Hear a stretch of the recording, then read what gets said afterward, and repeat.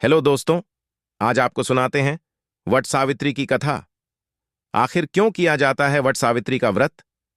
आइए जानते हैं। भद्र देश में अश्वपति नामक एक राजा राज्य करते थे। उनकी कोई संतान नहीं थी। संतान पाने के लिए राजा प्रतिदिन मंत्रों उच्चारण के साथ 1,00,000 आहुतियां देते थे। यह सिलसिला 18 वर्षों तक जारी रहा। एक दिन इस यज्ञ और तप के फल स्वरूप उन्हें संतान के रूप में एक रूपवान, गुणवान और तेजस्वी कन्या होने का वरदान मिला। कुछ समय बाद राजा को पुत्री की प्राप्ति हुई। नाम रखा सावित्री। सावित्री बहुत ही रूपवती थी। महल के आंगन में खेलते खेलते कब वो बड़ी हो गई, राजा को इसका पता ही नहीं चला। सावित्री की उम्र विवाह योग्य हो जाने पर राजा को उसके विवाह की चिंता सताने लगी। राजा को अपनी रूपवान और गुणवान कन्या के लिए कोई योग्य वर नहीं मिल रहा था। इस वजह से उन्होंने अपनी पुत्री से खुद अपने लिए वर तलाशने के लिए कहा। अपने पिता की बात सुनकर सावित्री ने खुद ही अपने लिए वर ढूंढना शुरू कर दिया। एक दिन घूमते हुए सावित्री एक तपोवन में जा पहुंची। वहां उसने सत्यवान नाम के एक सुंदर युवक को देखा। सत्यवान एक राजकुमार था जो साल्व देश के राजा द्युमत्सेन का एकलौता पुत्र था। जब सावित्री ने उनसे जंगल में रहने की वजह पूछी तो सत्यवान के पिता राजा द्युमत्सेन ने बताया कि वे अंधे हो गए हैं और इसी वजह से उनसे उनका राज्य छीन लिया गया है। अब वह अपने परिवार के साथ इसी जंगल में रहते हैं। वहां से वापस लौटकर सावित्री ने राजकुमार सत्यवान और उसके पिता राजा द्युमत्सेन के बारे में अपने पिता को बताया और अपनी इच्छा जाहिर की कि वो राजकुमार सत्यवान से ही विवाह करना चाहती है।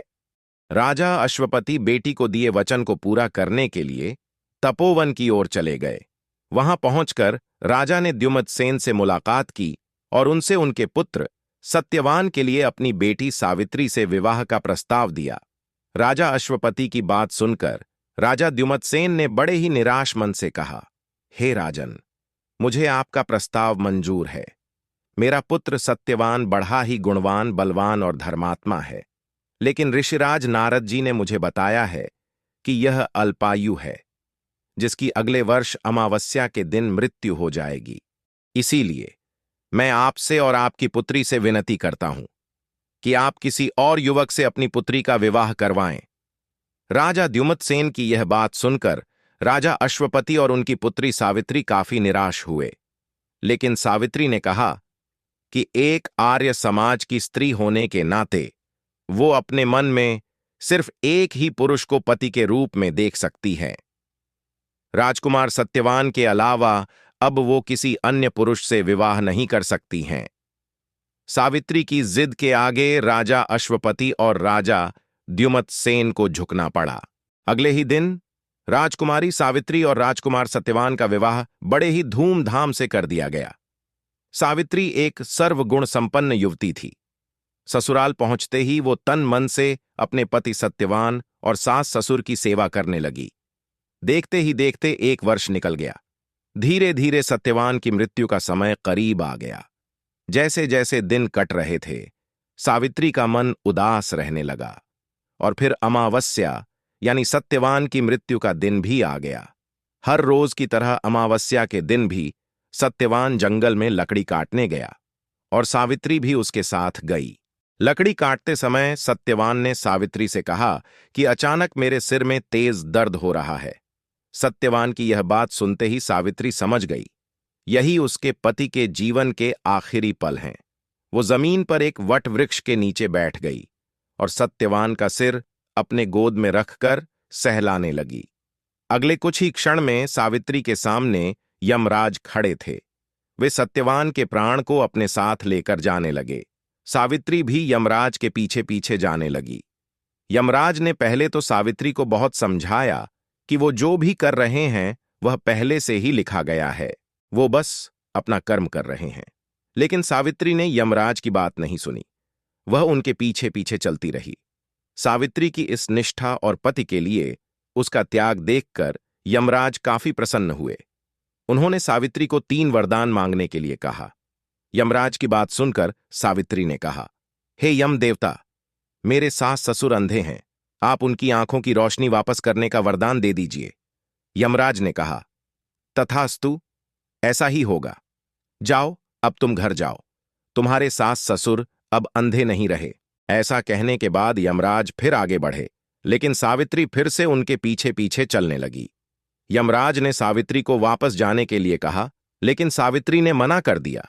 उसने यमराज से कहा कि वह बस अपने कर्तव्य और पतिव्रत धर्म का पालन कर रही है, इसलिए जहां जहां उसके पति जाएंगे वह उनके पीछे पीछे चलेगी। सावित्री की ऐसी बात सुनकर यमराज फिर से काफी प्रभावित हुए। उन्होंने सावित्री से दूसरा वरदान मांगने के लिए कहा। सावित्री ने कहा, मेरे ससुर द्युमत्सेन साल्व देश के राजा थे, लेकिन किसी ने उनसे उनका राज्य छीन लिया। कृपया करके आप उन्हें उनका राज्य वापस मिलने का वरदान दें। यमराज ने सावित्री के इस वरदान को भी पूरा कर दिया और कहा, जाओ, अपने ससुर के राज्य में जाओ। अब वे जंगल में नहीं, अपने महल में हैं। यमराज ने इतना कहा और फिर से सत्यवान के प्राणों को लेकर आगे बढ़ चले, लेकिन अब भी सावित्री उनके पीछे पीछे चली आ रही थी। यमराज यह देखकर काफी हैरान हुए।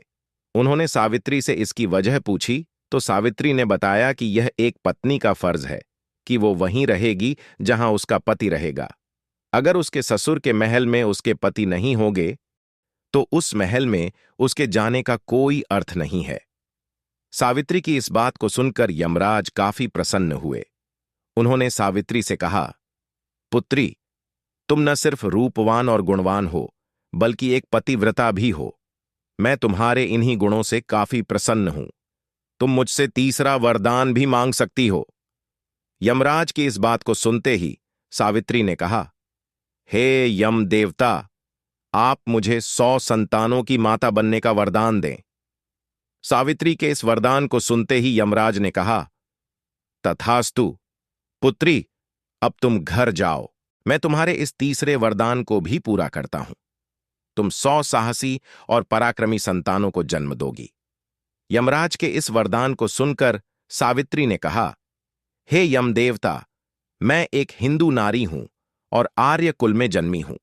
मैं एक पतिव्रता स्त्री हूं। मेरे पति के अतिरिक्त मेरे जीवन में किसी अन्य पुरुष का कोई स्थान नहीं है। आपने मुझे 100 पुत्रों की माता बनने का वरदान दिया है, लेकिन आप मेरे ही पति के प्राणों को लेकर जा रहे हैं। अतः आपका यह वरदान मिथ्या सिद्ध ना हो, इसके लिए आपको मेरे पति के प्राण वापस लौटाने होंगे।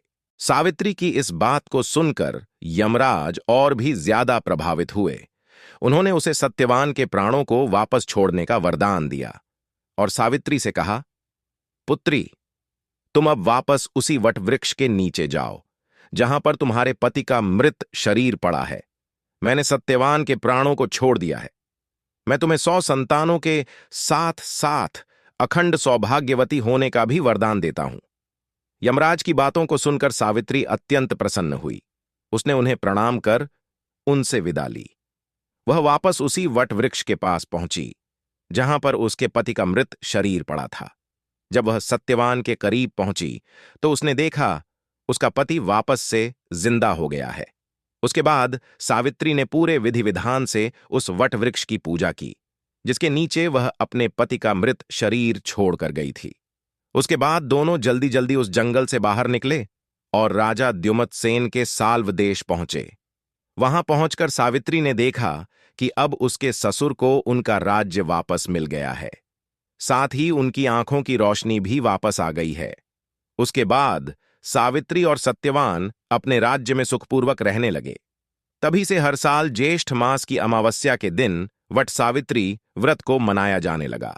इस दिन पूरे विधि विधान से वट वृक्ष की पूजा अर्चना की जाती है और सुहागिन महिलाएं अपने पति की लंबी उम्र की कामना करती हैं। आपको यह कहानी कैसी लगी, प्लीज कमेंट करके बताएं और इस वीडियो को लाइक, शेयर कर चैनल को सब्सक्राइब करें। धन्यवाद।